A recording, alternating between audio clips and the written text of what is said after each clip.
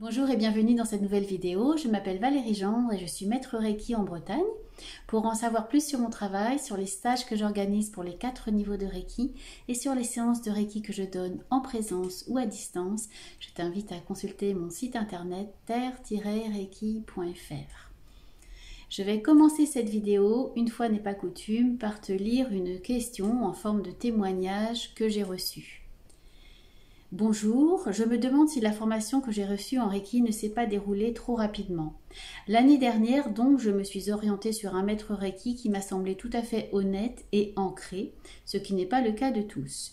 Il m'a proposé de m'initier aux 2 premiers degrés de Reiki en un week-end et le tarif était à ma portée. Il se trouve que le jour J, les autres élèves ont décommandé et que j'étais seule. Cela dit, il m'a semblé tout à fait correct et professionnel sur le coup. D'ailleurs, il se tient toujours disponible si j'ai des questions. Mais avec le recul, cela s'est déroulé très vite et aujourd'hui, je ne me sens plus en confiance pour lui demander des choses. Je reste sur ce sentiment de vite fait et cela me questionne. Ce qui m'amène à ma demande. Je constate que je dois refaire régulièrement des autotraitements car je suis de nature hypersensible et depuis 2 ans, je travaille pas mal de difficultés, notamment là où je travaille.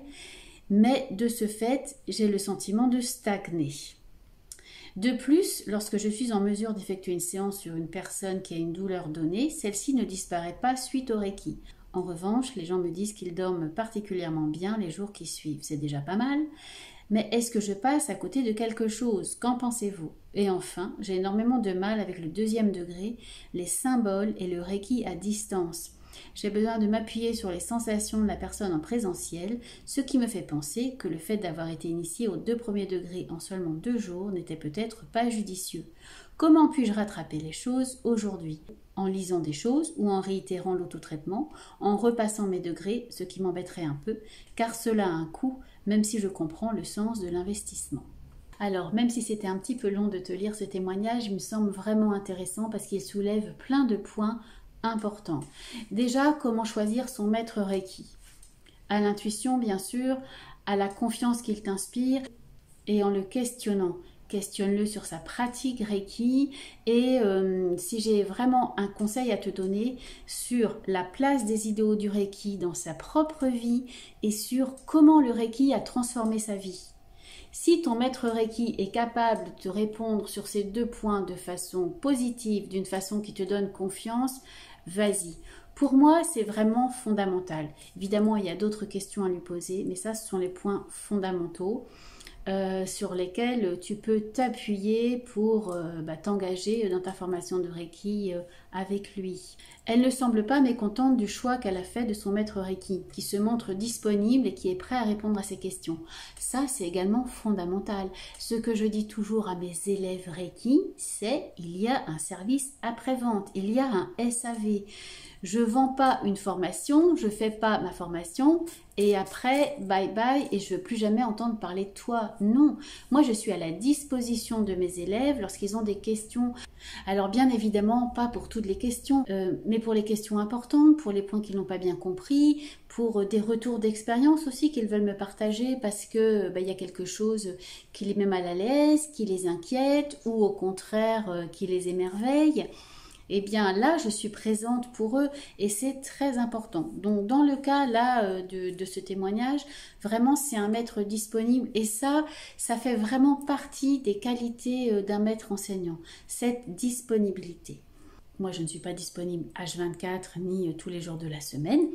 Je suis un être humain qui a des besoins également de repos, mais je réponds toujours à mes élèves, même si ce n'est pas à la minute. Un point vraiment important, c'est que ce maître Reiki l'a initié en un week-end aux 2 degrés de Reiki, degré 1, degré 2. Et là, vraiment, ça ne va pas en fait. Le Reiki, vu de l'extérieur, c'est facile. C'est un week-end pour chaque degré de formation et c'est la raison pour laquelle beaucoup de personnes s'orientent vers le Reiki parce que c'est beaucoup moins long, ou ça semble en tout cas moins long que d'autres techniques énergétiques qu'il faut s'approprier. Sauf que, pas du tout, le Reiki c'est une intégration très lente.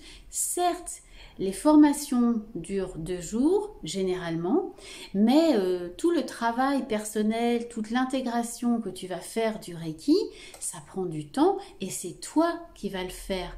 Et c'est normal qu'il y ait un délai entre le niveau 1 et le niveau 2, déjà pour intégrer toutes ces nouvelles connaissances qui t'ont été données lors de la formation, pour pratiquer le Reiki sur toi-même, sur d'autres personnes, pour intégrer le nouveau taux vibratoire qui est le tien, et déjà pour ces 21 jours d'autotraitement que tu fais après chaque degré de Reiki. Donc 21 jours, c'est de toute façon le délai mini entre le 1 et le 2.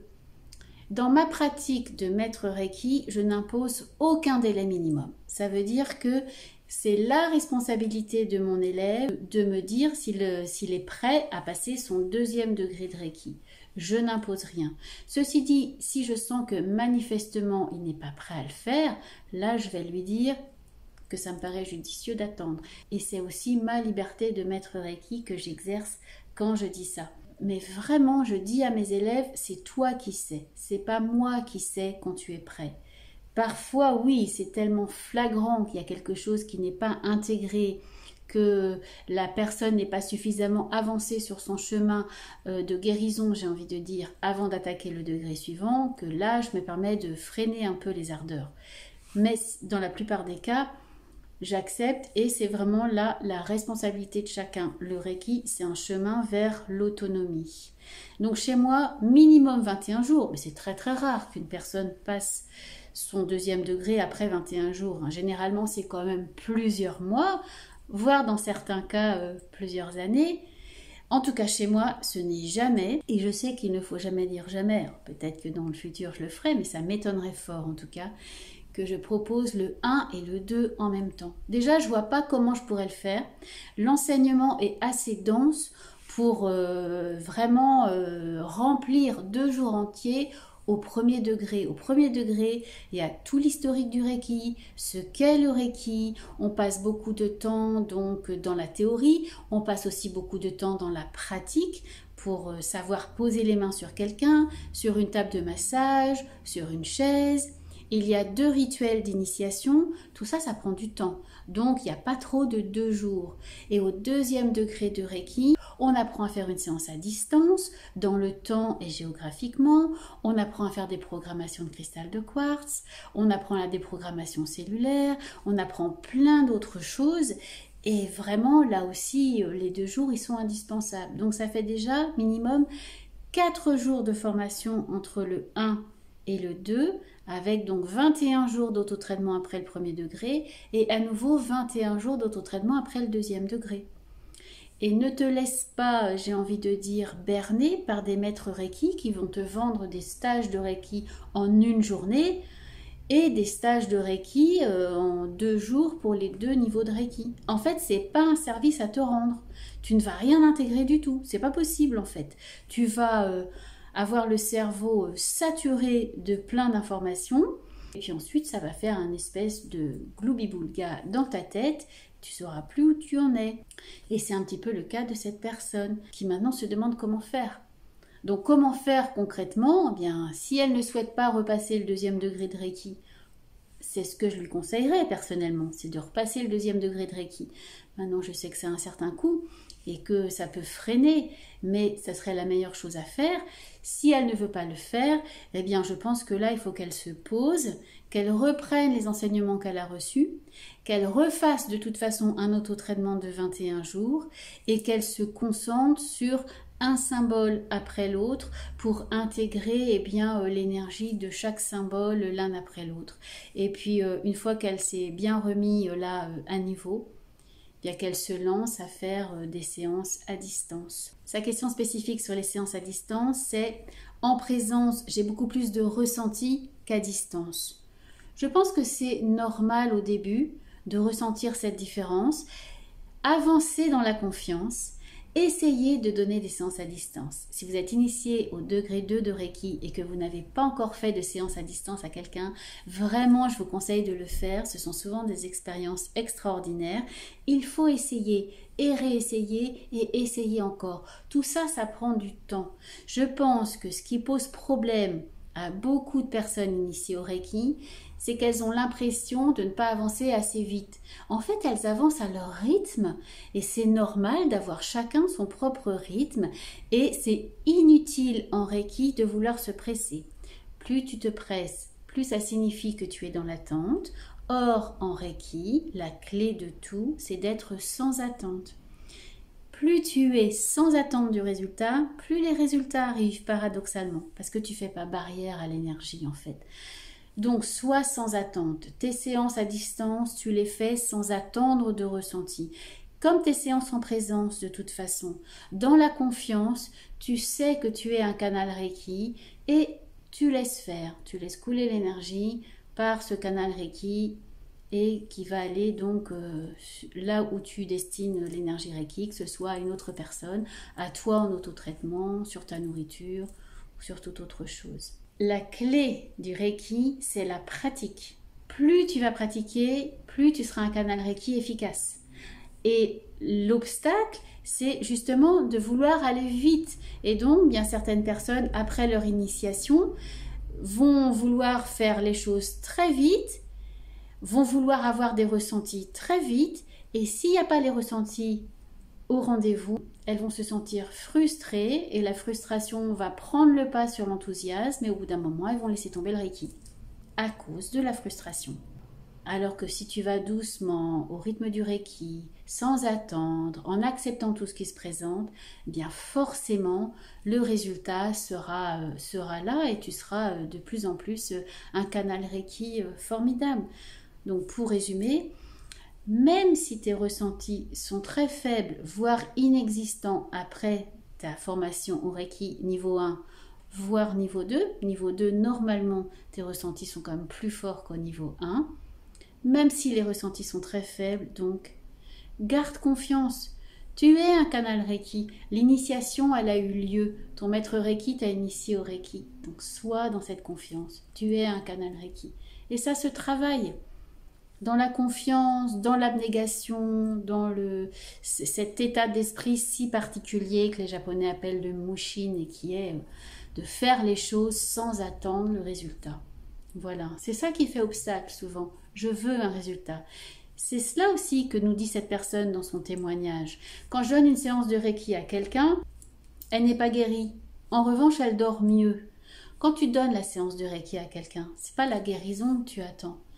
Tu sais que le Reiki, c'est une source de bienfait. Donc de toute façon, le Reiki va faire du bien à la personne. Quand bien même le seul bienfait serait que la personne dorme mieux, et c'est ce qu'elle dit dans son témoignage. C'est merveilleux. Ça veut dire que le niveau de stress a baissé. Et quand le niveau de stress baisse, physiologiquement, nous sommes en meilleure santé. Donc c'est génial. Le Reiki ne remplace pas la médecine conventionnelle, ne remplace pas un traitement médical. Ça, c'est vraiment important de garder en tête. Ça vient en complément. De toute façon, tu aides la personne qui a un problème de santé quand tu lui fais un soin de Reiki. Même si le résultat n'est pas à la hauteur de ce que la personne attend. Mais toi, tu dois être sans attente. Et les attentes de la personne, tu dois pouvoir t'en détacher. Pour lui expliquer que toi, tu vas la traiter sur le plan énergétique, tu vas lui faire du bien sur le plan énergétique, tu vas faire baisser le stress, tu vas la rebooster. C'est ça l'important en Reiki. Après, évidemment, le Reiki, il a des effets sur le plan physique. Et je pourrais t'en raconter beaucoup. Mais tu dois être sans attente quand tu donnes la séance de Reiki. C'est la clé de toute façon. Si tu as des attentes sur ce qui va se produire après la séance, ça risque de flinguer ta séance. C'est la raison pour laquelle, lorsque je dois donner du Reiki à des personnes qui me sont très très proches, je préfère déléguer la séance de Reiki à quelqu'un d'autre. C'est donc une autre praticienne de Reiki qui va prendre le relais et qui va faire la séance parce que mes attentes vont bloquer l'énergie Reiki. Et je te dis ça et pourtant je suis maître Reiki.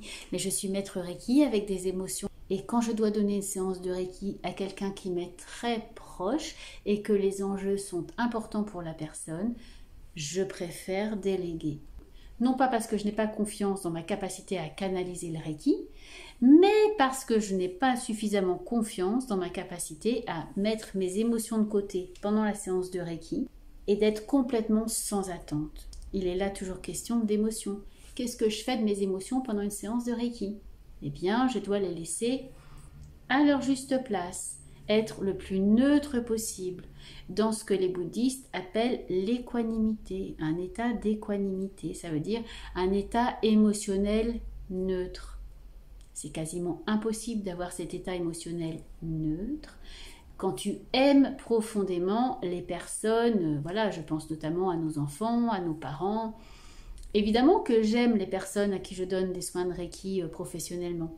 Mais ce n'est pas le même amour que celui que je peux porter aux membres de ma famille. Et cet amour-là, j'en ai déjà parlé dans d'autres vidéos, peut faire obstacle à ma pratique Reiki. D'où la nécessité, quelquefois, de déléguer. Je m'éloigne un peu du sujet, mais en même temps, ça me paraissait nécessaire de rebondir un petit peu plus loin que la simple question qui était soulevée dans le témoignage.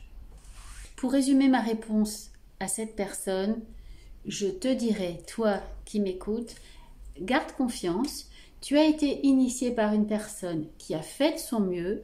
Je ne fais pas comme ça. Je viens de t'expliquer pourquoi. Ceci dit, je pense que cette personne a de réelles qualités, ne serait-ce que sa disponibilité.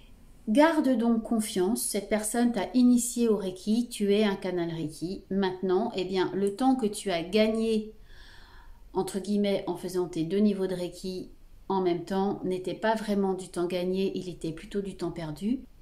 Tout va bien, tu vas pouvoir rattraper ce temps en faisant des autotraitements. Tu peux commencer aujourd'hui une période d'autotraitement de 21 jours et en te réappropriant à ton rythme toutes les techniques qui t'ont été enseignées. Voilà ce que je voulais dire aujourd'hui sur les formations et les nouveaux initiés au Reiki, les questions que vous vous posez parfois, ça me paraissait important. Si cette vidéo a suscité d'autres questions, n'hésite pas à les laisser dans les commentaires.